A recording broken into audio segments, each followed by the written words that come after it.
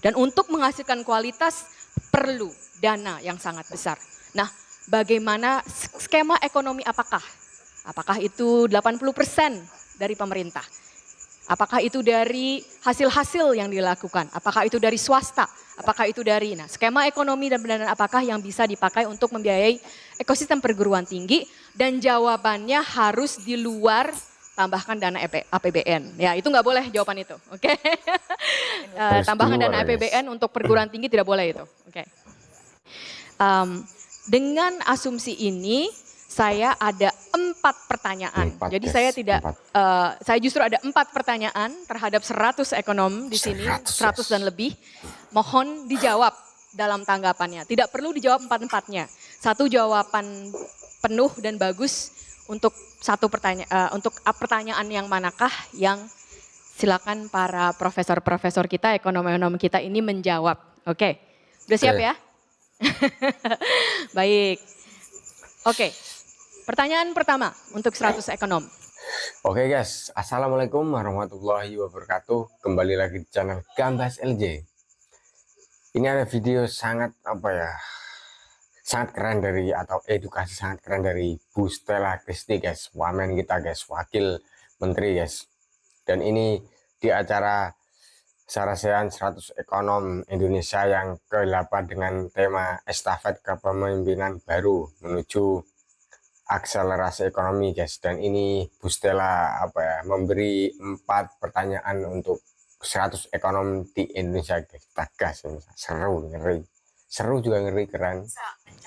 Kebijakan atau prosedur ekonomi apakah? Maksudnya apa yang dilakukan sehari-hari di prosedur ekonomi di kementerian kah, di instansi-instansi, di lembaga-lembaga ataupun di masing-masing unit-unit yang ada, yang bisa membuat riset dianggap sebagai investasi dan bukan melulu sebagai pengeluaran. Ini kalau kita semua yang hadir di sini melihat apa yang terjadi selama ini dari segi kebijakan, dari segi pengeluaran anggaran dana, itu jelas sekali ada suatu pemikiran kunci bahwa riset, penelitian itu adalah pengeluaran, cost, bukan investasi.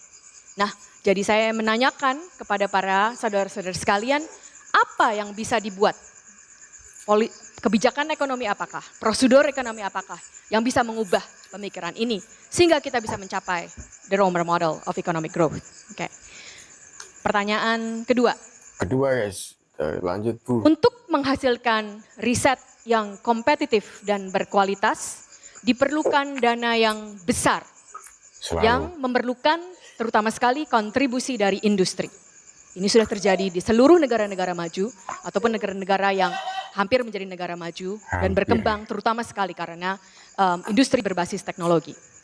Namun industri di Indonesia masih sangat segan berinvestasi karena sedikitnya riset yang berkualitas. Ini saya bisa jelaskan secara gamblang karena sudah saya teliti angka-angkanya bahwa ada banyak dana yang dari Kemendikti Saintek pun mengeluarkan sebagai dana padanan, industri tidak mau match, tidak mau berpadani karena mereka tidak yakin bahwa riset yang akan mereka investasikan itu adalah riset yang berkualitas.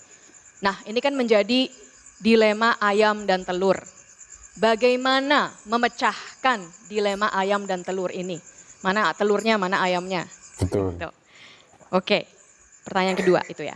Pertanyaan ketiga untuk 100 ekonom. 100 ekonom. Skema ekonomi dan pendanaan apakah yang bisa dipakai untuk membiayai ekosistem perguruan tinggi?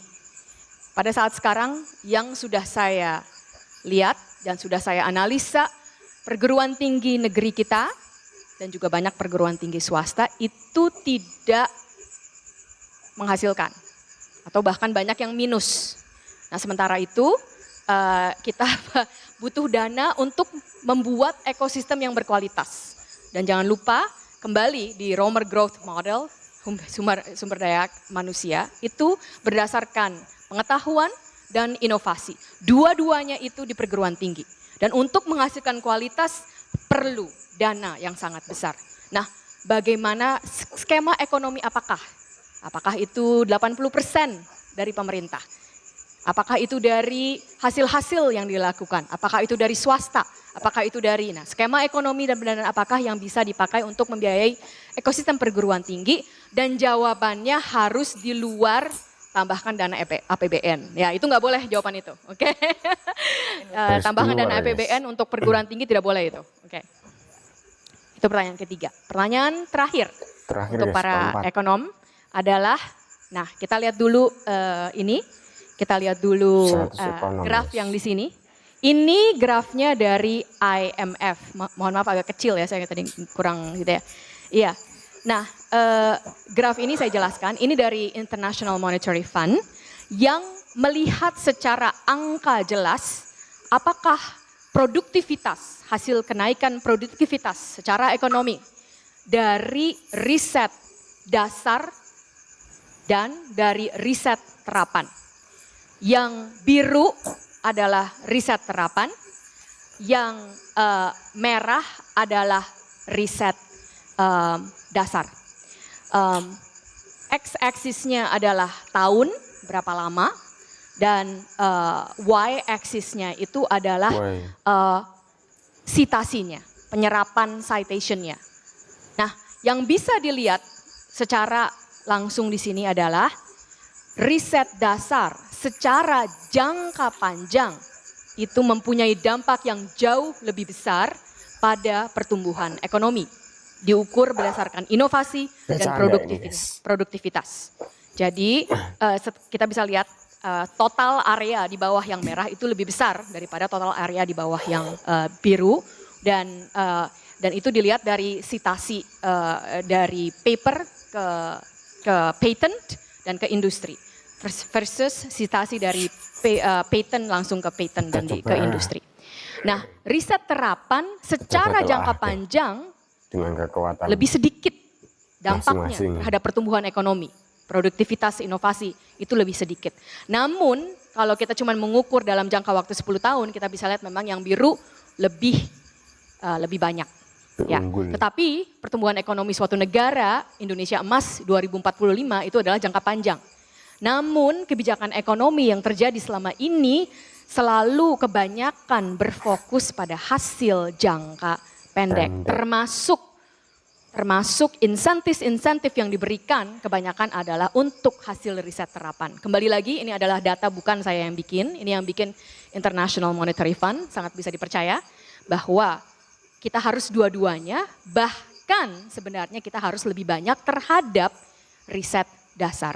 Nah, tetapi tentu saja saya ingin kembali menanyakan kepada para pakar-pakar bagaimana kita menghadapi masalah jangka pendek versus jangka panjang ini dengan tujuan meningkatkan ekonomi negara secara keseluruhan. Demikian pertanyaan saya, 4 pertanyaan, mohon dijawab. Terima kasih. Ini bedanya ya, kalau wakil menterinya itu adalah seorang profesor dan dosen, mengembalikan pada yang bertanya, pada yang mengundang ya untuk menjawab. Tapi bagus, saya setuju sekali ada 4. Jadi ini ada, kebetulan ada 3 juga nih yang akan menanggapi. Jadi yang menanggapi dari tadi saya lihat sudah mencatat untuk menjawab apa pertanyaan profesor. Kalau nggak bisa jawab berarti wah itu salah gitu ya. Baik, yang pertama saya undang untuk menanggapi yaitu Ibu Tanti Novianti, Wakil Dekan Sekolah Bisnis IPB. Silakan untuk menyampaikan jawaban. Jadi bukan nanya ya, sekarang jawaban. Mungkin mohon dari pertanyaan yang mana, terus untuk slide-nya tolong ditampilkan. Terima kasih. Baik, terima kasih Bu Afi dan Ibu Stella. Nampaknya ini kayak ujian prelim ya. Sungguh menanyakan supaya saya tahu gitu.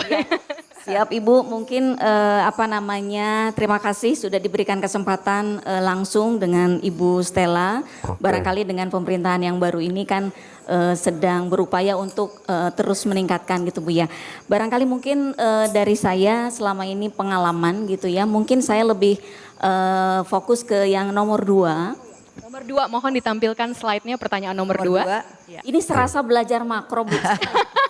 Rasa saya waktu mengajar makro juga gitu ya. Ada solo growth model dan Seperti itu ya. Silakan. Baik, jadi kaitannya dengan pertanyaan yang nomor 2 untuk menghasilkan riset yang kompetitif, bla bla bla dan seterusnya, memang ini nampaknya ada kait mengkait. Nah, pengalaman selain apa yang dilakukan dan saya melakukan riset dengan teman-teman kepada periset yang menerima dana dari LPDP. Kelas-kelas semua. Pertama tadi dikaitkan dengan riset itu kan memang bisa pilihan ada yang dasar dan terapan. Dan ini banyak pengalaman di negara yang lain memang mau fokusnya di mana. Tadi dasar memang jangka panjang, terapan memang cepat tapi dalam jangka pendek. Nah, kita barangkali ke depan harus fokus dan konsisten.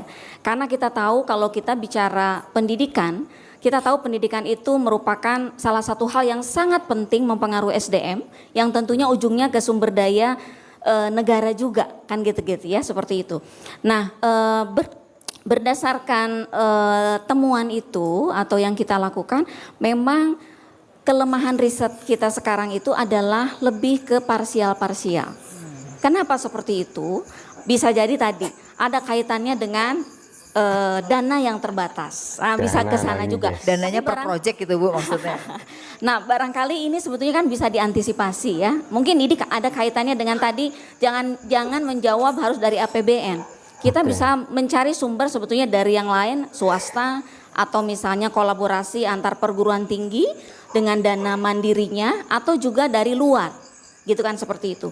Nah, yang sering kali terjadi selain penelitian itu hanya parsial, juga bidang keilmuannya adalah biasanya hanya lebih seragam. Sehingga barangkali kolaborasi antar keilmuan ini menjadi sesuatu yang penting. Sehingga penelitiannya pun tidak hanya di bagian perut saja atau ekor atau kepala, tetapi ini satu rangkaian. Kemudian kolaborasi tadi dengan industri ini menjadi sangat penting.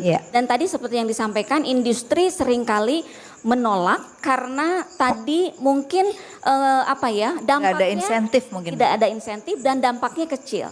Nah, pengalaman yang kita tanya-tanya itu, kenapa industri itu tidak mau terlibat? Itu karena begitu nanti ada inovasi baru, ada hasil, kemudian mau dikomersialisasikan. Nah, investasi kesulitannya adalah pada saat pengurusan.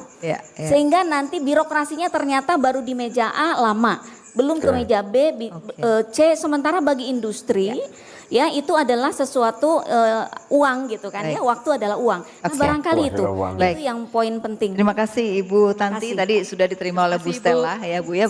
Pada akhirnya memang persoalan pada konsistensi anggaran itu sendiri seringkali parsial, tidak berkelanjutan sehingga akhirnya sepotong-sepotong. Dan yang kedua insentif mungkin ya Bu ya, insentif buat perusahaan, karena kalau perusahaan ada insentif tentu mereka akan berlomba-lomba untuk membiayai. Baik, yang berikutnya ada 4 ini Bu, banyak sekali. Mereka senang dikasih pertanyaan sama Ibu yaitu Josi Prananta Muiz, dosen Fakultas Ekonomi Universitas Indonesia. Kami persilakan. Mohon dibantu mic-nya. Pak, ini Pak depan. Ya, silakan.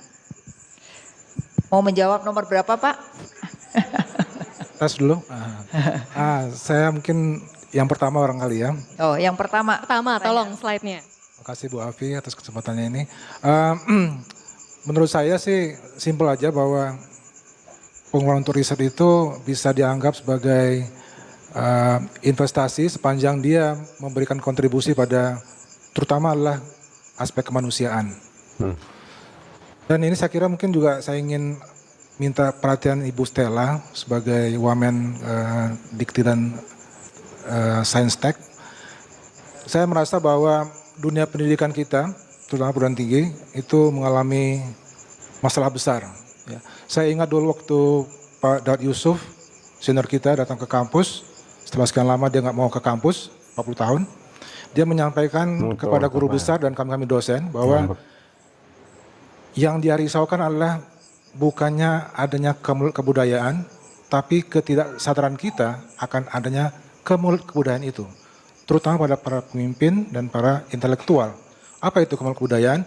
Bahwa kita pernah menciptakan nilai-nilai, values, nilai kebangsaan waktu Sumpah Pemuda, nilai persatuan, kemerdekaan waktu merdeka. Tapi pembangunan yang sudah hampir 80 tahun ini menggerus nilai-nilai tersebut. Kita semakin tidak merdeka secara ekonomi, kita tidak berdaulat, tidak punya nilai-nilai persatuan dan seterusnya. Dan beliau sangat risau dengan hal itu. Itu perlu dijadikan PR besar kita. Dan itu yang saya kira perlu menjadi perhatian kita, bahwa pembangunan sejatinya adalah membangun manusia, memanusiakan manusia kembali gitu loh. Pendidikan tinggi tidak sekedar menyiapkan SDM untuk pembangunan, tapi bagaimana orang-orang muda Indonesia menjadi manusia kembali. Dia punya nilai-nilai, nilai-nilai kejujuran, integritas, kemandirian dan seterusnya. Dan ini yang saya kira hilang dalam pendidikan tinggi kita.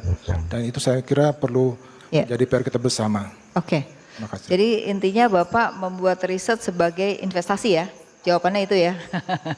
Tadi kan soal jadi investasi seperti apa, tadi salah satunya adalah memanusiakan manusia, mengembangkan budaya yang selama ini harus dikembalikan gitu ya. Terima kasih.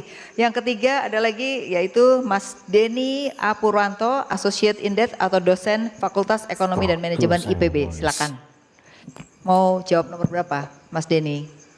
Nambahin nomor 1 Bu. Oh, nambahin nomor 1, oke. Karena ada 100 ekonom, jadi supaya bisa lebih optimal nanti memberikan masukan ke Bu Wamen. Ya, silakan. Makasih Bu Afiliani. Jadi menarik nih teori menurut Romer ya mengenai investasi modal manusia.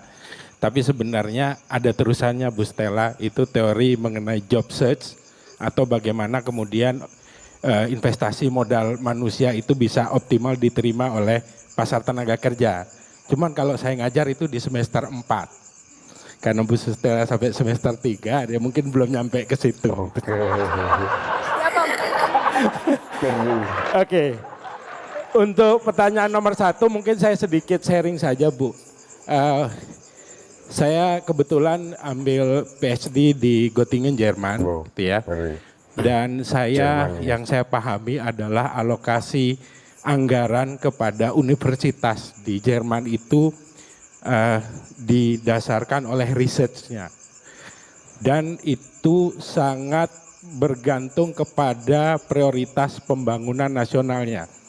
Misalnya prioritas pembangunan nasionalnya pengentasan kemiskinan.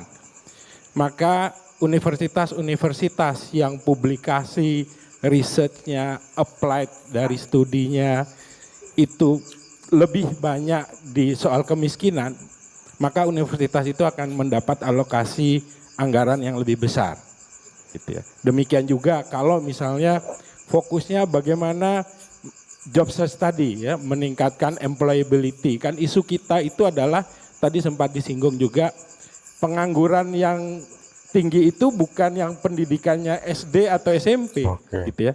Tapi SMA, bahkan sekolah vokasi, dan urutan ketiga itu perguruan tinggi.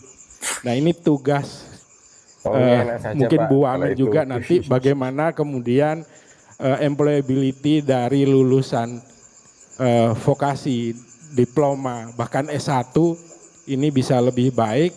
Itu bagaimana kemudian mematchingkan tadi Bu, memperkecil mismatch antara kebutuhan kalau istilahnya Dudika, dunia usaha dan industri kerja dengan dunia pendidikan, perguruan tinggi dan juga mungkin nanti kalau yang SMA dan SMK karena itu yang paling tinggi penganggurannya perlu berkoordinasi juga.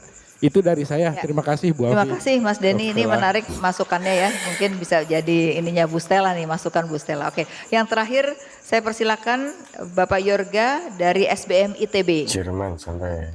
Di mana orangnya? Oh, oke, silakan. Terima kasih Bu Afi. Selamat siang Bu Stella. Saya panggil Bu karena kata Pak Satrio kita desakralisasi profesor Bu, gak usah panggil Prof katanya. Baik, saya mau nanya Bu, tapi disuruh jawab. Jadi ada 2 jawaban tambahan dan 2 pertanyaan tetap. Saya Jawab yang mana dulu Pak? Yang mana Pak? Mengechoing apa yang disampaikan Mas Denny tentang jawaban pertanyaan 1 dan 4 menurut saya cukup nyambung ya. Jadi dan 4. Ya. 1 dan 4-nya bisa di 1 dan 4 betul. 1 dan 4 betul. Poinnya adalah bagaimana Betul, sektor prioritas ini kita perlu gitu Bu. Jadi bagaimana kalau lanjut tentang fungsi solo atau romer tadi kita lanjutkan ke negara yang hadir gitu Bu. Kita mengutip Mariana Mazzucato, dia bilang entrepreneurial state atau moonshot mission, di mana negara yang leading sektor prioritas mana yang harus kita dahulukan. Sehingga anggaran riset untuk universitas itu tergantung sektor prioritas tadi, mengaminkan apa yang disampaikan sebelumnya. Sehingga bagaimana misalkan kalau kita lihat di Scopus database, riset kita di engineering, medicine, material science itu kurang. Seharusnya anggaran itulah yang diprioritaskan situ. Selama ini kan PUI di universitas itu bottom up. Semua kampus boleh mengajukan pusat riset, bidangnya palu gada gitu. Nah bagaimana negara hadir, ini arah kita mau ke sana. Termasuk industri juga, karena pada akhirnya industri itu pasti akan mencari yang cuan gitu ya, mencari yang market returnnya tinggi, maka basic research itu harus ada di pemerintah gitu Bu. Dia yang leading, maka riset terapan itu masuk ke swasta, maka harus ada integrasi di sana. Pertanyaan ketiga saya ingin menjawab, tapi jawabannya adalah tetap harus memakai APBN Bu. Gak bisa kita tidak pakai APBN, kasih uangnya kami ke universitas, we'll conquer the world gitu Bu. Give us the money, beri kita anggaran untuk riset, kita akan menaklukkan dunia dengan riset-riset yang produktif. Oke, janji ya. Dua pertanyaan Bu, kita lanjutkan di Solo Model. Kalau syaratnya dari Acemoglu itu institusinya harus baik Bu. Jadi bagaimana pertanyaannya kita meningkatkan institusi yang baik untuk riset, paten kita hargai, Scopus riset kita hargai. Pertanyaannya bagaimana kementerian ke depannya memperbaiki kualitas institusi kita untuk riset. Yang kedua lanjut ke Solo Model, syarat dari L itu kita tingkatkan kualitasnya. Dia akan berinovasi di satu sisi, yang kedua memberikan eksternalitas positif untuk lingkungannya. Nah pertanyaan saya, orang-orang intelektual ini, Bu Stella menjadi role model kita, memberikan eksternalitas positif. So what is your expectation for us? Saya lulusan LPDP Bu, baru pulang PhD dari London School of Economics.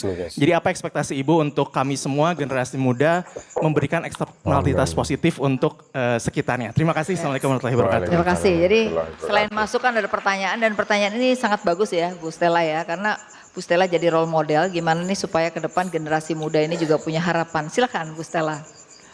Oke, terima kasih sekali untuk jawaban-jawabannya. Memang tujuan saya untuk belajar dan ini sungguh menjadi masukan karena dalam jangka waktu hampir 1 bulan bekerja di kementerian, tentu saja yang banyak saya lakukan adalah memetakan masalah-masalahnya. Jadi sungguh pertanyaan-pertanyaan yang saya tanyakan tadi 4 itu sebenarnya banyak, saya catatannya banyak tuh. Udah setengah buku tuh. Jadi tapi saya harus pilih karena cuma boleh 5 menit. Pertanyaannya banyak lagi, mungkin nanti saya taruh di Instagram gitu ya. Jadi para ekonom bisa menjawab. Okay. Sungguh pertanyaan 4 itu adalah yang saya analisa dari peta pendidikan tinggi sains dan teknologi yang langsung berhubungan dengan pertumbuhan ekonomi, sehingga itulah 4 yang tadi saya tanyakan, salah 4-nya dari banyak. Tadi ada saya mungkin mulai dari pertanyaannya dahulu, lalu saya akan jawab juga tanggapan dari tanggapannya. Terima kasih sekali. Pertama dari pertanyaan bagaimana perguruan tinggi itu bisa lebih menghargai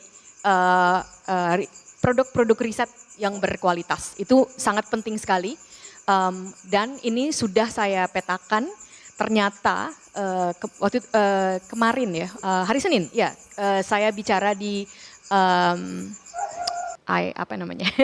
di IDEF, saya agak lupa nih, untuk acara ekonomi juga. Kebetulan Ibu Sri Mulyani juga menjadi pembicara hari Senin kemarin, secara online saya berbicara bahwa kalau kita lihat ada 8 IKU untuk universitas kita, hanya 1 IKU nomor 5 yang ada hubungannya dengan penelitian.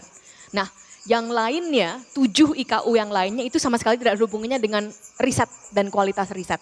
Ini sungguh harus kita benarkan.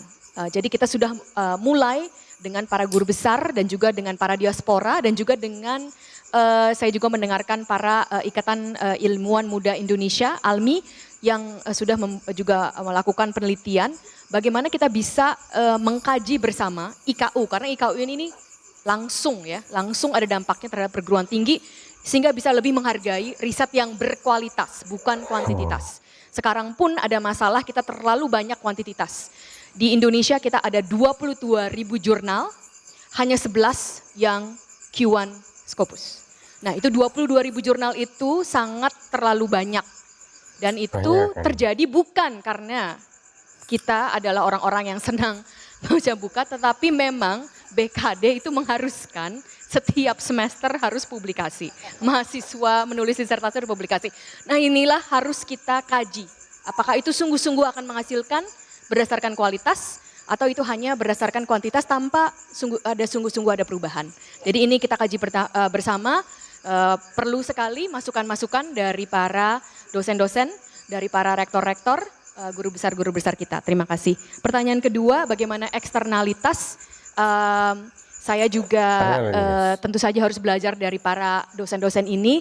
Eksternalitas kita tentu saja kalau para ekonom adalah dosen itu sangat diperlukan sekali bagaimana kita mengajarkan, karena saya juga dosen, terhadap mahasiswa kita. Mungkin satu cara yang sederhana, ayolah kita kaji setiap tugas yang kita berikan kepada mahasiswa kita. Ayo kita kaji apakah itu sungguh bermanfaat untuk meningkatkan pertumbuhan sang individu, sang mahasiswa. Jangan sampai tugas-tugas itu hanya diberikan karena memang harus punya tugas. Lebih baik tidak punya tugas, punya waktu lebih banyak untuk membaca, untuk berpikir, daripada dikasih tugas hanya karena ada tugas. Mungkin itu satu yang bisa kita lakukan sebagai dosen. Ayolah tugas itu sungguh bisa ada, kita bisa menjawab kenapa saya memberikan tugas itu. Dan sedikit tanggapan, satu tadi mengenai kerumitan birokrasi, terima kasih sekali Ibu Tanti. Itu memang juga yang sudah saya dengar berkali-kali, jadi saya senang sekali dengar dari Ibu. Dan kalau saya boleh memuji, IPB itu dikenal sebagai manajemennya itu sangat yang paling bagus sementara ini. Ya, kami sangat berterima kasih dan kami ingin mengadakan workshop bagaimana manajemen antara riset pendanaan antara industri, pemerintah dan universitas di IPB sangat dengan baik sekali. Lalu yang kedua mengenai integritas dan kejujuran, saya sangat setuju. Kembali juga di mana kita itu sebagai universitas, segala sesuatu yang kita lakukan itu berdasarkan integritas. Paper-paper yang kita tulis itu harus high integrity, harus berdasarkan kejujuran. Kalau di science itu adalah nomor 1, ayolah kita kembalikan ini. Dan mungkin yang terakhir itu bagaimana kita bisa melihat employability, penyerapan tenaga kerja dari lulusan vokasi, diploma, bagaimana itu di matchingnya. Mungkin sedikit kalau saya boleh membagikan, kita harus bisa jelas.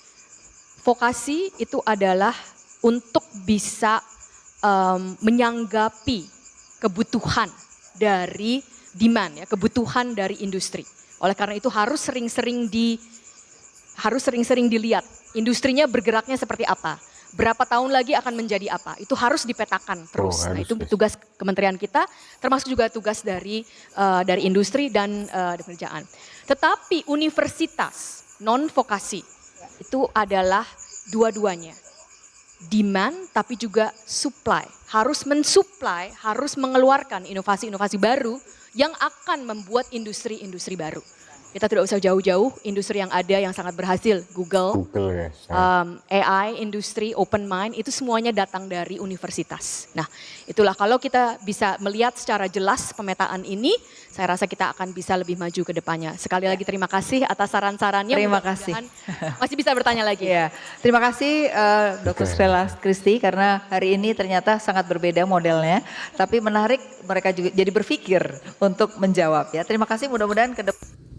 Oke guys, itu tadi jawaban dan juga pertanyaan dari Bu Stella dan juga jawaban dari 100 ekonom yang sangat keren-keren guys, ini membahas duit atau uang ngili dan semuanya itu lulusan dari luar negeri semua guys, keren-keren.